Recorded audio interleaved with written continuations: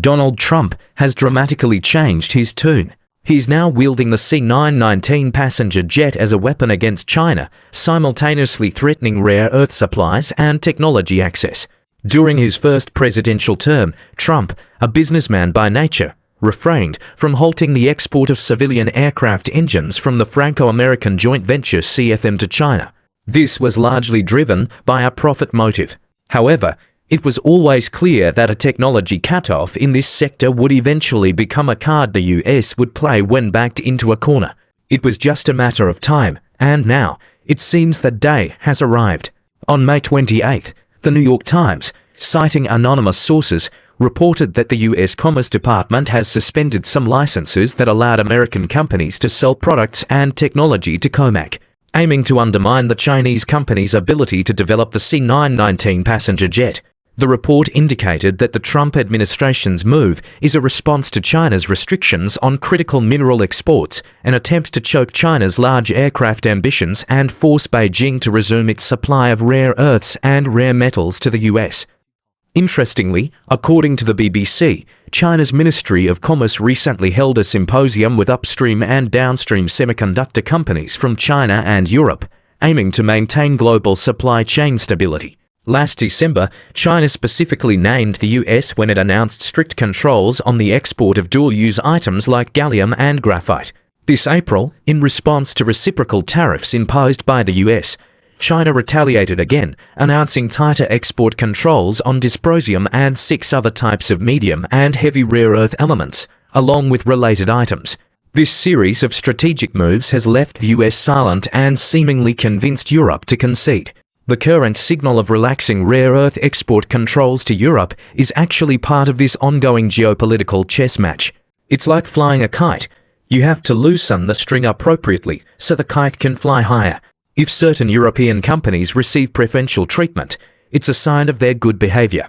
If the US wants China to grant it a green light, it should know what to do. It's not hard to imagine that since the White House has moved to restrict the sale of aviation products and technology to China, it signifies that our previous export control measures on various rare earths, rare metals, and related items have truly hurt the US. This is why the Trump administration has deployed this card related to China's civil aviation industry. So, how much of an impact will this US move have on China? Frankly, there will be short-term negative effects, but they won't be devastating. We know that China has been planning and working for years to continuously increase the domestic content of its civil aircraft. One particularly crucial aspect is the independent development of its own advanced civil turbofan aero engines, such as the CJ-500 for regional jets, the CJ-100 for trunkline aircraft, and the CJ-200 for long-range intercontinental routes. Regarding civil turbofan aero engines, at the recent 2025 Commercial Aero Engine Technology Conference held in China, a deputy general manager from Aero Engine Corporation of China ACC Chengdu Engine Company confirmed that the CJ-100 has successfully completed test flights installed on the Y-20 large military transport aircraft. It will soon begin test flights and validation on the C-919. At this pace, if this engine performs well on the C-919, it is expected to completely replace the currently used LEAP-1C engine, which incorporates some American technology, in the near future. As for the CJ-500, it's a scaled-down version based on the CJ-1000's core engine, a common practice in civil aviation to reduce R&D costs and risks. Generally, smaller thrust turbofan engines have lower development difficulty and risk. By directly adopting many successful designs, technologies, and experiences from the CJ-100, the CJ-500 can naturally be brought to market faster. Therefore, even if the US cuts off relevant technology and products, aircraft like the C-909 and the long-rumored next-generation Chinese regional jet will likely not face a shortage of aero engines. Of course, it's not just aero engines. For sub-equipment and subsystems that use or partially use US technology, such as avionics systems, onboard maintenance systems, auxiliary power units, hydraulic systems, primary flight control actuation systems, and fuel systems, China also has corresponding domestic alternatives. In November 2024, CCTV reported that 98% of China's civil aircraft tires rely on foreign imports. To achieve independent control, China's first large-scale civil aircraft tire production line was built and put into operation in Guilin, Guangxi. This is China's first digital civil aviation tire production line, capable of producing 100,000 high-performance civil aviation tires annually. In the future, it can produce 12 specifications of aviation tires for 6 aircraft models, including the C909, B737, and A320 for both domestic and international markets. On February 26, according to AVIC Aviation Industry Corporation of China News, the C99 main landing gear production line was successfully completed, and the first piston rod was delivered in Changsha.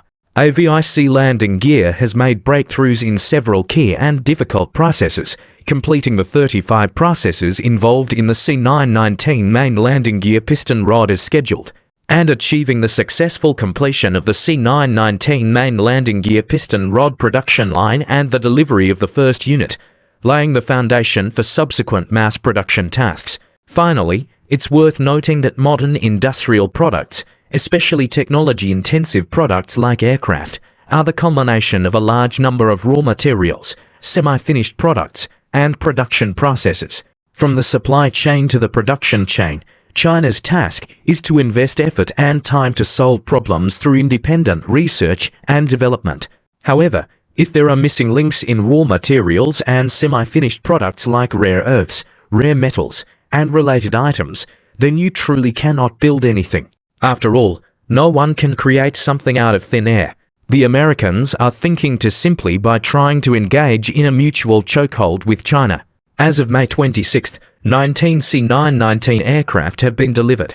China Eastern Airlines, China Southern Airlines, and Air China, the 3 state-owned airlines, operate 10, 5, and 3 C919s respectively. The large-scale operation of the C919 is accelerating.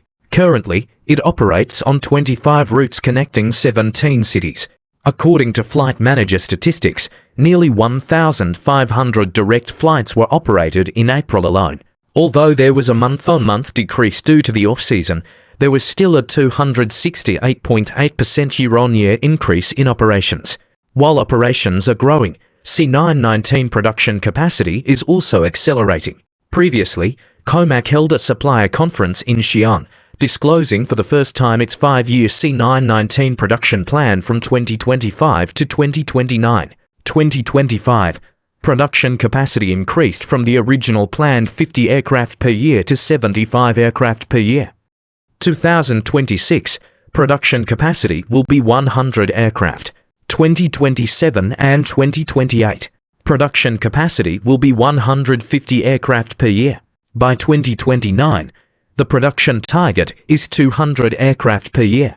Although the C919 has yet to obtain airworthiness certification from Europe or the US, China has already established a complete airworthiness certification system for the C919 project. The standards for this domestically produced large aircraft to obtain its driver's license are no lower than those in Europe or the US, of course. For the C919 to truly go global, obtaining the relatively authoritative European and US airworthiness certificates is essential. While this process is somewhat difficult, the C919 has already made significant progress in obtaining European certification. For instance, in August 2024, the European Union Aviation Safety Agency (EASA) completed its 4th round of inspections of the C919. In February of this year, COMAC senior management stated that the C919 had completed its first conformity flight test for EASA certification. It can be said that the C919 is not far from fully stepping out of China and going global. Moreover, the C919 is gaining increasing international recognition. Recently, a document from the Civil Aviation Authority of Vietnam mentioned that if the C919, which has not yet obtained European or US airworthiness certification, were to operate in Vietnam, there would be legal issues.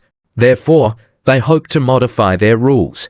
Historically, international airworthiness certification has been dominated by Europe and the US, and their standards have been deemed the gold standard for aviation safety. Now, Both the C919's various advancements in obtaining European airworthiness certification and Vietnam's intention to recognize Chinese airworthiness standards are sufficient to demonstrate that the C919 represents China's power, carving a hole in the hegemony of Europe and the US.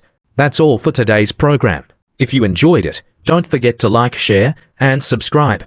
Your support means a lot to me. See you next time.